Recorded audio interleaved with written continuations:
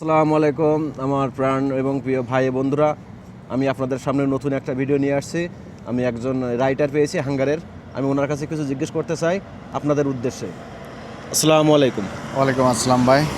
আমি হাঙ্গারের বিষয়ে কিছু জিজ্ঞেস করতে চাচ্ছি যে সৌদি আরবে সবচেয়ে কোন পেশায় বেশি ইনকাম করা যায়?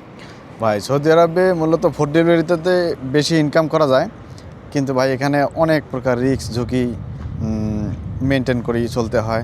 জীবনের নিরাপত্তা নাই, বুঝছেন। আপনাদের জীবন সব সময় আর কি ঝুঁকিতে থাকা লাগবে, জি রিস্ক নিয়ে কাজ করতে হবে ভাই। জি যদি আপনারা এটা সহ্য করতে পারেন, প্যারা সহ্য করতে পারেন, তাহলে ফুড ডেলিভারিতে কাজ করতে পারেন, টাকা আছে। আর দ্বিতীয়ত টার্গেট দিতে হবে, টার্গেট না দিলে ফুড ডেলিভারিতে টাকা পাবেন না।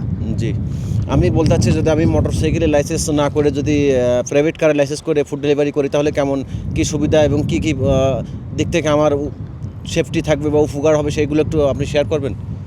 ভাই মূলত মোটরসাইকেলটা রিক্সের কাজ। মোটরসাইকেল এদেশে একদম না চলাই ভালো। আপনাদের মোটরসাইকেলে বৃষ্টি হলে স্লিপ কাটে একদম কাজ করাই যায় না। আর বিশেষত আপনারা প্রাইভেট কাজ দিয়ে যদি আপনি কাজ করতে চান, তাহলে ভাই আপনারা সেফটি পাবেন, ফুল সেফটি পাবেন।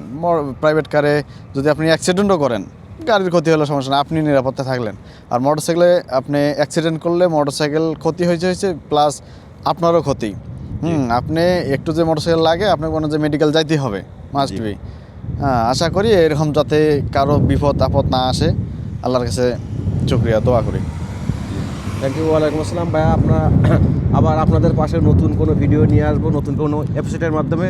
আপনারা যারা আমাকে ভালোবাসেন, আমার চ্যানেলটা সাবস্ক্রাইব করবেন, আমার পাশে থাকবেন।